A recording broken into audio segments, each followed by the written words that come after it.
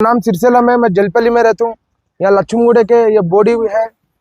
Actually मैं इधर से जा रहा था, पुलिस वाले ठहर के, पब्लिक ठहर के देख के दे रहे, तो मैं देखा था क्या होया बोल के देखो तो बॉडी में 5 साल का बच्चा अंदर गिर गया।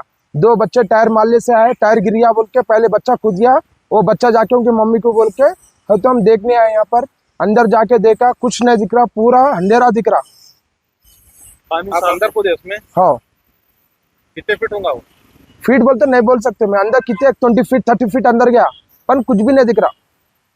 तो आप हमेशा से गिरा हुआ तो आप अंदर कूदते रहते? नहीं, मैं यहाँ नहीं कूदता हूँ, जलपली के तालाब में कूदते रहता हूँ। हम स्विमिंग करते रहते हैं। एक्सपर्ट है इसमें? हाँ मालूम। निकालते रहते हो ऐसा कुछ? हाँ निकाल दूँ, किसको तो कोई लाशा रहता भी रोड पे गिरो तो भी लेके जाके मैं हेल्प करते रहता हूँ। अभी तो कुछ भी नहीं मिला? कुछ भी नहीं मिला। 11 बजे जब से पुलिस आई, देख रहा पूरा 11 बजे से वो खुला ऐसी रहता हमेशा, वो खुला रहता है। तो कुछ ये रास्ता के लारी वारी बना है क्या है ये तो 2 दिन पहले बंद था। हाँ, खोल दिया है। अच्छा 2 दिन पहले ये बंद था, बाद में खोले।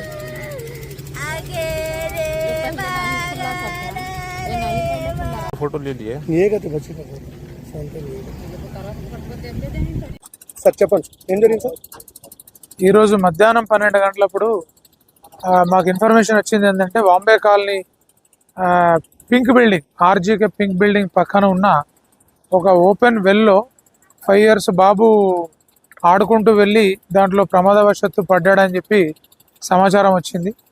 దాని ప్రకారం మేము అందరం వచ్చి ఈ డిఆర్ఎఫ్, ఫైర్ డిపార్ట్మెంట్, ఎన్డీఆర్ఎఫ్ వీళ్ళందరినీ పిలిచి అప్పటి నుంచి కూడా వాటర్ ఎత్తడానికి ప్లాన్ చేస్తున్నాం. ఎందుకంటే బావి డెప్త్ చాలా ఎక్కువ ఉంది, లోతు 25-30 ఫీట్ ఉన్నట్టుంది. ఒకప్పుడు అగ్రికల్చర్ వెళ్ళది, వెడల్పు కూడా చాలా ఉంది, 40 ఫీట్ ఉంది.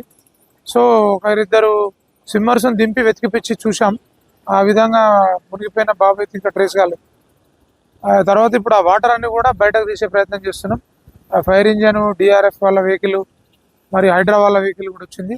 ఒక 2 సెపరేట్ ప్రైవేట్ ఇంజన్స్ పెట్టి ఈ వాటర్ అన్ని బయటకు తీస్తున్నాం. ఇంకొక 2-3 అవర్స్లో వాటర్ వెళ్ళిపోతాయి. అప్పుడు ఫైనల్గా దీన్ని ఫైండ్ అవుట్ చేసి ఏం జరిగిందని చెప్పి ఎంక్వైరీ చేస్తాం.